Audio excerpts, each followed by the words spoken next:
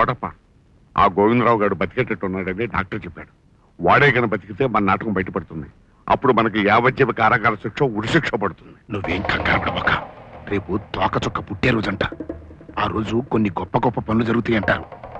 అందులో ఒక గొప్ప పని, ఆసుపత్రిలో ఉన్నాడు హత్య చేయబడతాడు. మరో గొప్ప పని, మీ బావ అతన్ని హత్య చేస్తాడు.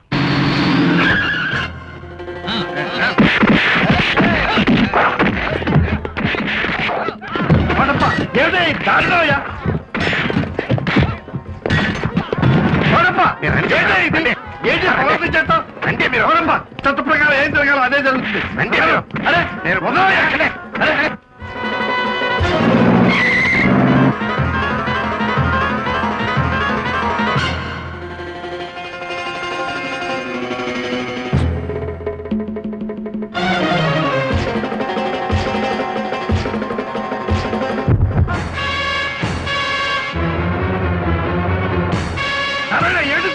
ఏంటిది? ఎందుకు చెప్తావు? నారాయణ, నారాయణ,